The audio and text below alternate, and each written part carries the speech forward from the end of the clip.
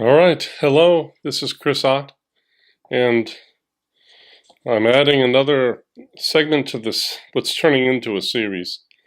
And it starts out talking about what Berkeley said, that we only have our own experience, that anything you claim about the world is from your experience. And even in science, science is empirical, which means it's really not scientific unless it's grounded in experience.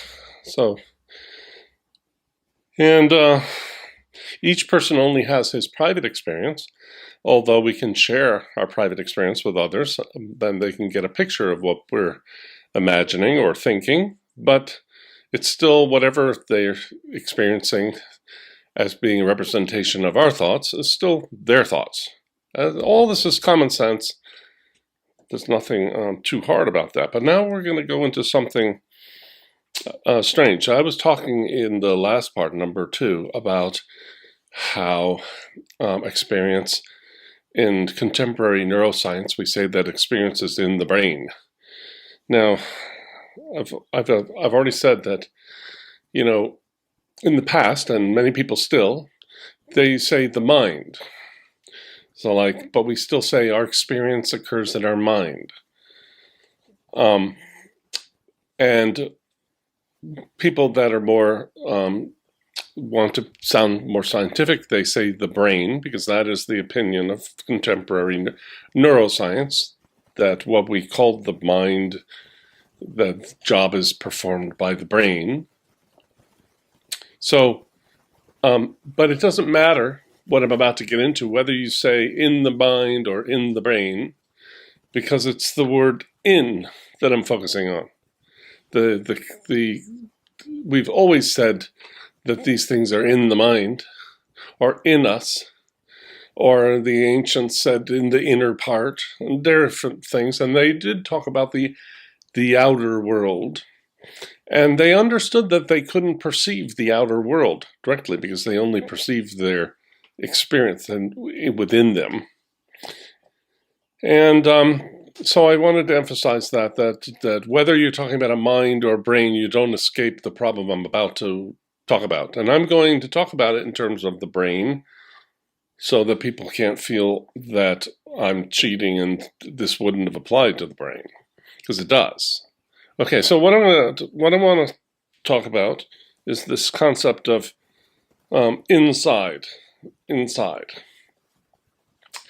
The habit of saying, excuse me if I do some reading, but this is a kind of a tough subject and I had to write it down, and some of the wording is kind of exact, how I need to say this.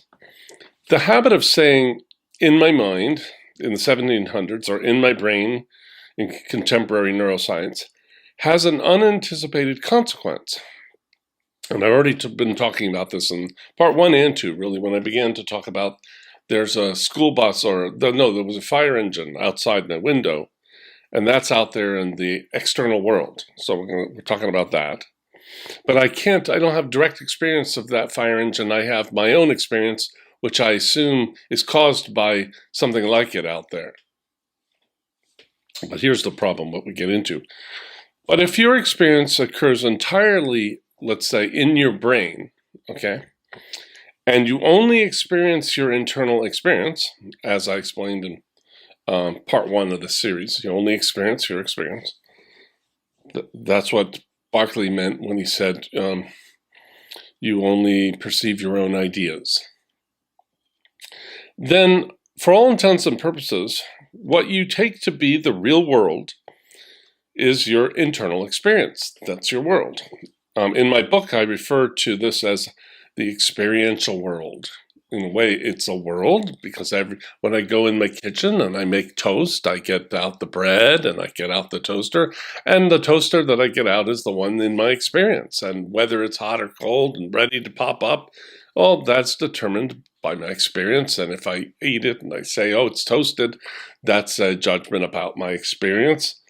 That's my world. I don't live in the theoretical one that I can't experience. That's just a theory in philosophy. There's some outer world.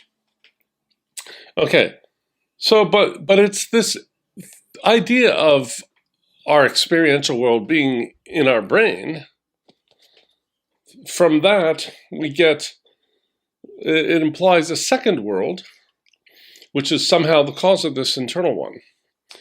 And in contemporary philosophy, they call this the external world, or the outer world. And you'll find that anywhere you're reading about philosophy of mind, they'll talk about the external world or the outer world, or the real world or the material world. And that's what I meant when I said, because this outer world has to necessarily be theoretical, because we only have our internal experience. That's what I meant when I said matter is a theoretical entity. And that's what Chris Hill meant. That's where I heard it. And I was shocked when I heard it. I just couldn't believe that they knew this. Okay? But it's a fact. Matter is a theoretical entity. So materialists aren't so much farther along than theists, really. They think they are, because they think they're observing what they're talking about, but they didn't study metaphysics. Now, I want to quote Immanuel Kant. I've quoted him very often, this line, but I'm going to put it on the screen. I'm going to quote him. Kant was many consider to be the greatest philosopher the West ever created. He lived and wrote at the end of the Enlightenment in the 1780s. And he wrote about this problem. He said, "It still remains a scandal to philosophy that the existence of things outside of us must be accepted merely on faith." Okay, that's from the Critique of Pure Reason, 1781.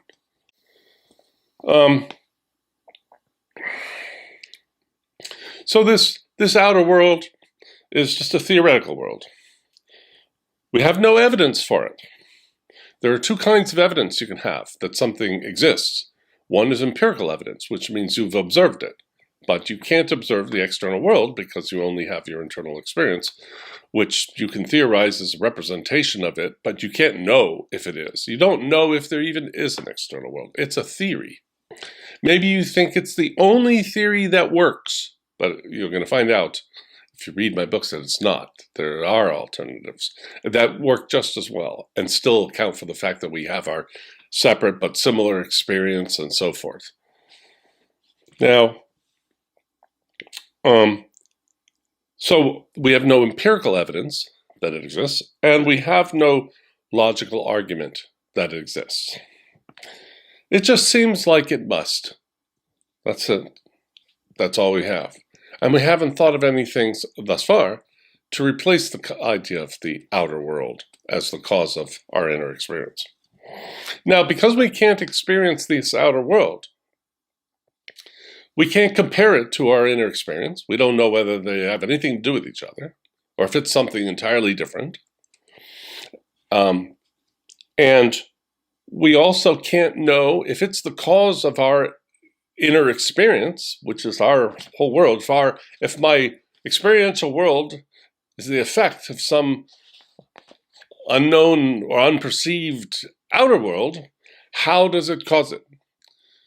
That's an unanswerable question, because in order to determine the mechanics of how it produces your internal experience, you would have to observe it doing it. And you can't observe it, and therefore you can't even really form a real theory. You don't even know what you're talking about. But now let's consider this idea that one's world of experience is in one's brain. And that's what I've been wanting to get at. And that's the reason I brought this model of a brain. It is from this internal world idea that we get our external world one. You know, if my world is in here, if my whole experiential world is in here, now that's where I live, and that's everything I'm thinking about today of doing is going to be part of my experience. From that, I get the idea that there's an external one. But is our experience really in our brain? If it's not in our brain, it opens up a whole lot of other possibilities. Now, how could it not be in our brain? We always said it was, We don't really have any evidence of this, and I'm going to show you how we don't. And does this really make sense? I mean, is experience even the kind of thing that can be inside of something? See, if I take this little jar full of slime, see? Slime is something that can go in this jar, but slime is physical. Experience, what are we even talking about? I already explained that. Redness isn't physical, it's the interpretation of something that theoretically is, that is its cause. But color, even Galileo knew that color and sound and smell and taste were not part of the real world. They were entirely in us. That was said by Galileo. Okay, this is kind of gross. Okay. So imagine we're kind of like in the movie Hannibal. I never saw the whole movie because it's too disgusting for me to look at. But in the movie, it may be called Hannibal, but it's part of that Hannibal Lecter series. Hannibal is a cannibal, and he's also a doctor. I forget. I think a doctor or a psychiatrist. And he's insane. And he's a cannibal, of course. And anyway, in a certain scene, which I thought of showing, but I'm not going to. It's just gratuitous. He cuts open the guy's head to expose his brain while he's alive, and he's anesthetized, so he can't move. And then he starts cutting out pieces of the guy's brain and feeding it to him on a table, on his plate, cooking it. Well, that's really grotesque, right? Okay, but this is the point I bring this up is I want to talk about this idea of our experience being in our brain. Let's say I'm in the Hannibal movie and I'm the guy who's anesthetized, and I'm thinking about all these things, and I wake up from my anesthesia, and I reach up there, and I can put my fingers down into my brain, and do I find any experience in there? No, I don't find any. What I find in there is a lot of fat, a lot of gray matter, mostly fat, but there's also all kinds of other stuff. Now, there's things that occur in the brain. There is electrical and chemical activity that goes on all the time in the brain, which we associate with our thinking and stuff and our experience. But we've never really been able to prove that correlation. It's just assumed, because we assume that our experience is happening in our brain. So when we go in our brain, we find electrical and chemical processes going on. We assume that's somehow connected to that experience. We think, but where do we find that electrical and chemical experience? We find it in our experience. So are we really even doing experiments about the external world, the cause? No, we're just looking into the effect. And in the effect, we find things like chemicals and electrical activity, and those do have location. Chemicals are literally inside your brain. But now, so where do we find this brain and this chemical and electrical activity? Don't I find it in my experience? Well, wait a minute. It was supposed to be, that was supposed to be in the physical world. No, it's in our experience too. Don't we find brains and all their activity in the experiential world? When a brain surgeon works on your brain, where does he go out to the external world through a wormhole, or does he just show up at the office and he starts working on the brain that he sees and that they can see with equipment? That's the empirical, perceivable world of sense qualities. So really, isn't it truer to say that brains are in experience than that experience is in a brain? We don't really have any reason to think that experience is in a brain. It doesn't even really make sense because, as we just admitted, maybe experience doesn't seem to be like slime, does it? Is it the kind of thing that you put in things? Where did we get this idea of inside and outside and in jars and slime? We got it from our experience. But isn't our experience the effect of the thing we're wondering about? So what have we done? The same thing that I've been saying for 20 years. We're committing the historical fallacy. We're reading aspects of the effect in a process, the end result of a process, back into the beginning of the process that we can't observe, back into its cause. We're projecting things like in and out concepts, which we derive from our experiential world, and we're projecting it onto its cause for no reason at all, since we can't observe the cause. So internality and externality, we have projected onto a theoretical cause, or the external world. Even the name external world is a projection, it's an idea, a concept, a picture, a model that's taken from internal experience and projected onto the cause that we can't perceive. Aren't I projecting an aspect of the effect onto its supposed cause? Isn't that exactly the historical fallacy?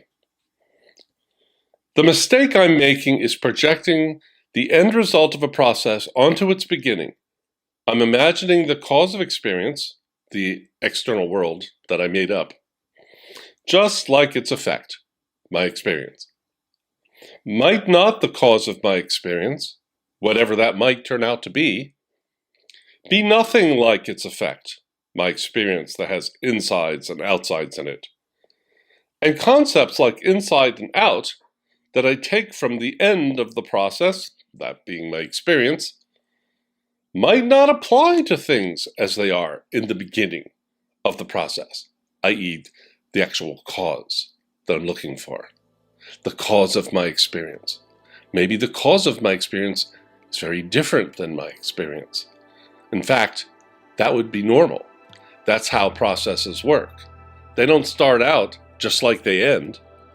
They give rise to their ending through the process.